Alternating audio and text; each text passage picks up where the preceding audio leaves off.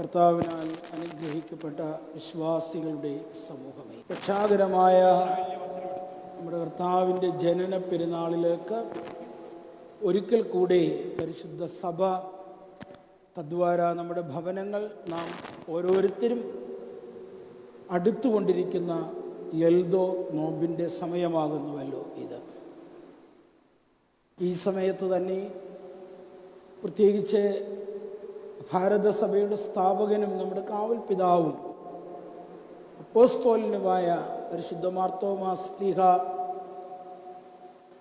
December 18 കുന്തമേറ്റുവെന്ന് AD 72 21 രക്തസാക്ഷിത്വ മരണം പ്രാപിച്ചു എന്നുമുള്ള ഒരു പാരമ്പര്യവും നമുക്ക് ശക്തമായിട്ട് ഉണ്ട്.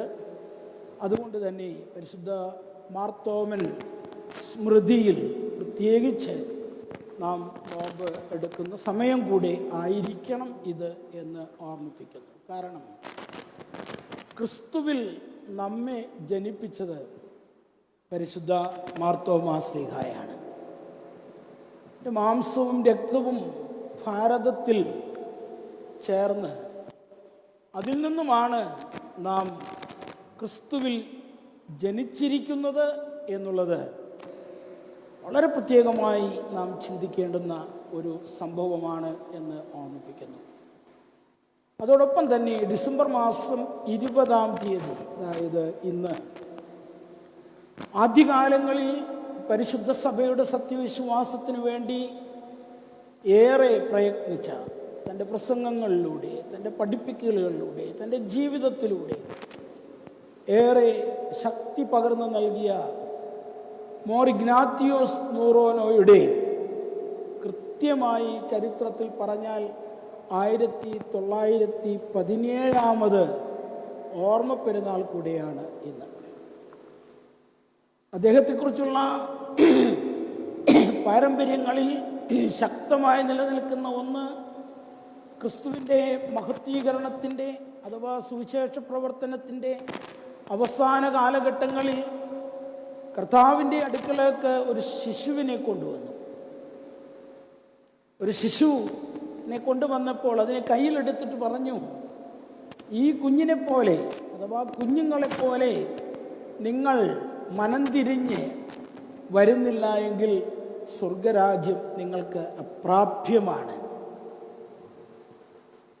മോർ ഇഗ്നാത്തിയോസ് നൂറാനോയുടെ ജനനം ഏതാണ്ട് AD 27-29 കാലഘട്ടങ്ങളിലാണ് എന്ന് പറയുന്നവരും അല്ല, 33 ആണ് എന്ന് പറയുന്നവരുമുണ്ട്. എന്നാൽ AD 27-29 കാലഘട്ടത്തിലാണെങ്കിൽ കർത്താവിനെ കാണുവാൻ, കർത്താവ് അവനെ കൈകളിൽ വഹിക്കുവാനുള്ള സാധ്യതയും പാരമ്പര്യങ്ങളിൽ കാണുന്നുണ്ട്.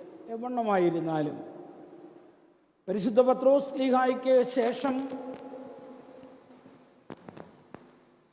അന്ത്യോക്യ സഭയുടെ അധ്യക്ഷനായി അദ്ദേഹത്തിന് പ്രവർത്തിക്കുവാൻ സാധിച്ചു. അദ്ദേഹം ശക്തമായിട്ട് സഭയുടെ വിശ്വാസത്തെ പഠിപ്പിച്ചു.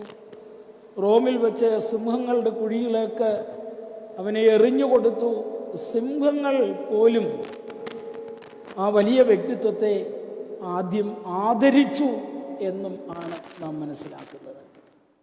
സിംഹക്കുഴിയിലേക്ക് എറിഞ്ഞു കൊടുത്തുകൊണ്ട് ആണ് അദ്ദേഹത്തിൻ്റെ രക്തസാക്ഷിത്വം സംഭവിക്കുന്നത്. അതിൻ്റെ ഓർമ്മ പെരുന്നാൾ കൂടെയാണ്. ഈ ഒരു പശ്ചാത്തലത്തിൽ ഇന്ന് നാം വായിച്ചു കേട്ട വിശുദ്ധ വേദഭാഗം ശുദ്ധമുള്ള മർക്കോസ് ഏവൻഗേലിയസ്തായുടെ സുവിശേഷത്തിൽ നിന്ന് ആണ് സഹോദരന്മാരെക്കുറിച്ച്, വിശ്വാസപിതാക്കന്മാരെക്കുറിച്ചുള്ള ഒരു വായന ഭാഗം ആണ് നാം പ്രത്യേകമായി വായിച്ച് കേട്ടത്. നമ്മുടെ ശുശ്രൂഷകർക്ക് ഒരു ഗുണമുണ്ട്, വായിച്ച ഭാഗത്തെ അടയാളം പിന്നെ നോക്കുമ്പോൾ കാണുകയില്ല, മാറ്റിവെക്കും. ശുദ്ധമുള്ള മർക്കോസിൻ്റെ സുവിശേഷം 3-ാം അധ്യായത്തിൽ നിന്ന് പ്രത്യേകമായിട്ട് കാണുകയാണ്. അവിടെ പറയുന്നൊരു ഭാഗം ഇതാണ്: ഒരുവൻ എന്നെ അനുഗമിക്കുവാൻ ആഗ്രഹിക്കുന്നുവെങ്കിൽ അവൻ തന്നെത്താൻ ത്യജിച്ച് തൻ്റെ കുരിശ് എടുത്ത് എൻ്റെ പിന്നാലെ വരണം. ഒരുവൻ എന്നെ അനുഗമിക്കുവാൻ ആഗ്രഹിക്കുന്നുവെങ്കിൽ അവൻ തന്നെത്താൻ ത്യജിച്ച് തൻ്റെ കുരിശെടുത്ത് എൻ്റെ പിന്നാലെ വരണം. ഈ പിതാക്കന്മാരെയൊക്കെ ഓർക്കുമ്പോൾ പരിശുദ്ധ മാർത്തോമാ ശ്ലീഹായെ, പരിശുദ്ധ ഇഗ്നാത്തിയോസ് നൂറോനോ പിതാവിനെ ഒക്കെ ഓർക്കുമ്പോൾ അവർ സ്വന്തം മഹത്വത്തിന് വേണ്ടിയോ തൻ്റെ സ്വന്തം ജീവന് വേണ്ടിയോ അല്ല, മറിച്ച് അവരുടെ നിലപാട് കർത്താവിൻ്റെ സത്യ സുവിശേഷത്തിന് വേണ്ടിയായിരുന്നു. ജനനപ്പെരുന്നാളിലേക്ക് ഒരുങ്ങുന്ന ഈ കാലഘട്ടത്തിൽ നമുക്ക് നമ്മോട് തന്നെ ആവർത്തി ചോദിക്കുവാനുള്ളത്, നമ്മുടെ നിലപാടുകൾ കർത്താവിൻ്റെ സുവിശേഷത്തിന് വേണ്ടിയാണോ, അവനെ സാക്ഷിക്കുവാൻ വേണ്ടിയാണോ, അതോ നമ്മുടെ സ്വന്തം നിലപാടുകൾക്ക് വേണ്ടി ഉള്ളതാണോ എന്ന് നാം പ്രത്യേകമായി ചോദിക്കേണ്ടിയിരിക്കുന്നു. ഈ പിതാക്കന്മാർ ഒരു സ്വന്തത്തിന് വേണ്ടിയല്ല പ്രവർത്തിച്ചത്. അവർ മരണത്തെ അശേഷവും ഭയപ്പെട്ടില്ല. കാരണം അവർക്കറിയാം, നമ്മൾ സഹോദരന്മാരെ കുറിച്ച് പൊതുവായിട്ട് പാടുന്നൊരു ഗീതമുണ്ടല്ലോ, ക്രൂശിന്മേൽ തലചായിപ്പോൻ വലഭാഗത്തായി മുടിമുടയുന്നത് കണ്ടപ്പോൾ സഹോദരന്മാർ നിങ്ങൾ നാനാവിധ യാതനയെയും കൂസിയിടാതെ ഗളരുധിരത്താൽ ധവളിമയ അംഗങ്ങൾക്ക് ഉളവാക്കി. കഴുത്ത് ഛേദിക്കപ്പെട്ടപ്പോൾ ഗളത്തിൽ നിന്ന് കഴുത്തിൽ നിന്നും ഒഴുകപ്പെട്ട രക്തം അവരുടെ ശരീരത്തെ ശുദ്ധീകരിച്ചു. അഥവാ സ്വന്തം രക്തം കൊണ്ട് അവർ ക്രിസ്തുവിനെ സാക്ഷിച്ച് നിത്യതയുടെ മാമോദീസ സ്വീകരിച്ചു എന്നുള്ളതാണ്. അതാണ് തന്നെത്താൻ ത്യജിച്ച് കർത്താവിൻ്റെ ക്രൂശ് എടുക്കുക എന്നുള്ളത്.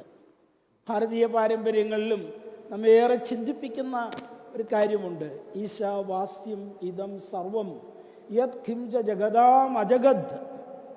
ഈ ലോകത്ത് കാണുന്ന സർവവും ദൈവം സൃഷ്ടിച്ചതും ദൈവത്താൽ നിലനിർത്തപ്പെട്ടു പോരുന്നതുമാണ്. ഇന്നലെയും ഒരു കണ്ടുപിടുത്തം പറയുന്നത്, ഒരു മിനിറ്റിൽ ഈ പ്രപഞ്ചം ഏതാണ്ട് 4500 കിലോമീറ്ററോളം വിസ്തൃതിയിൽ വ്യാസപ്പെട്ടുകൊണ്ടിരിക്കുകയാണ്, വർദ്ധിച്ചു കൊണ്ടിരിക്കുകയാണ് എന്നാണ്. നമുക്കിതൊന്നും മനസ്സിലാകുകയില്ല. എന്നാൽ ഒന്ന് നമുക്കറിയാം, തേന തെക്തേന ഭുഞ്ചിത, ത്യാഗത്തോടുകൂടി നീ ഭക്ഷിക്കുക, വിയർപ്പോടുകൂടി നീ അപ്പം ഭക്ഷിക്കുക. ദൈവത്തെ അറിഞ്ഞ് ആരാധിച്ച് അവൻ്റെ മക്കളായി ജീവിക്കുവാൻ എത്രമാത്രം നമുക്ക് സാധിക്കുന്നു എന്നുള്ളതാണ് ചോദ്യം. അതിനുവേണ്ടിയാണ് എൽദോ നോമ്പ്.